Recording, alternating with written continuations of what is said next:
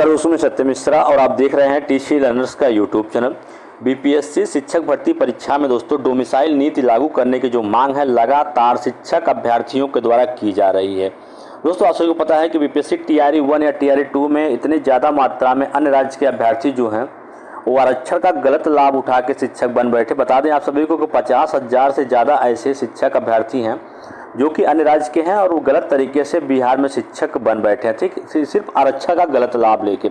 इन सब चीज़ों को देखते हुए बिहार के जितने भी शिक्षक अभ्यर्थी हैं वे लगातार, आपको बता दें कि लगातार डोमिसाइल नीति लागू करने के लिए पत्र लिख रहे हैं। लगातार डोमिसाइल नीति लागू करने के लिए 1 लाख से अधिक शिक्षक अभ्यर्थियों ने लिखा पत्र। बता दें आप सभी को बीपीएससी शिक्षक नियुक्ति परीक्षा तीसरे चरण में डोमिसाइल नीति को पुनः से लागू करने की राज्य शिक्षक अभ्यर्थी जो है लगातार मांग कर रहे हैं। तो क्या दोस्तों डोमिसाइल नीति जो है दोबारा से लागू होगी कि नहीं होगी, सबसे बड़ा मुद्दा है। तो मैं आपको बता देना चाहूँगा दोस्तों कि अभी तक इसको लेके कोई भी ऑफिशियल अपडेट नहीं है, सिर्फ लगातार मांग की जा रही है। कोई ज़रूरी नहीं है कि जो मांग की जा रही है वो पूरी ही हो जाए, ठीक है।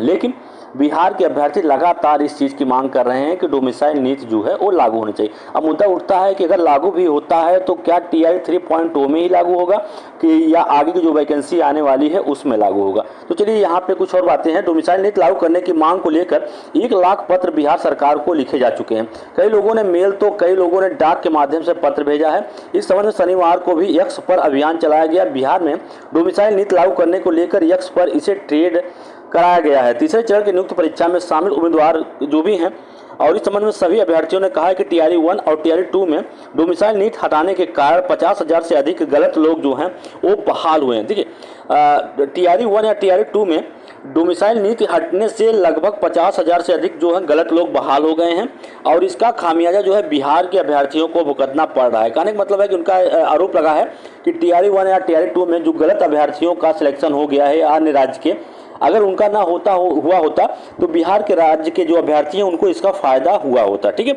इसी सबको देखते हुए और इसके साथ ही इन दोनों टीआरई में बड़ी गड़बड़ी जो है सामने आई है। सभी जिलों से बाहरी अभ्यर्थियों की नौकरी जो है वो जा रही है। सरकार को गंभीरता से इस मामले को देखना चाहिए और डोमिसाइल नीति जो है वो पुनः से लागू करना चाहिए। अब दोस्तों सबसे बड़ी बात यह है कि डोमिसाइल नीति जो है पुनः से लागू हो सकती है या नहीं। अगर लागू भी होगा तो टीआरई 3.0 में नहीं लागू होगा, आगे की जो भर्ती दोस्तों उसमें लागू हो सकता है, ठीक है।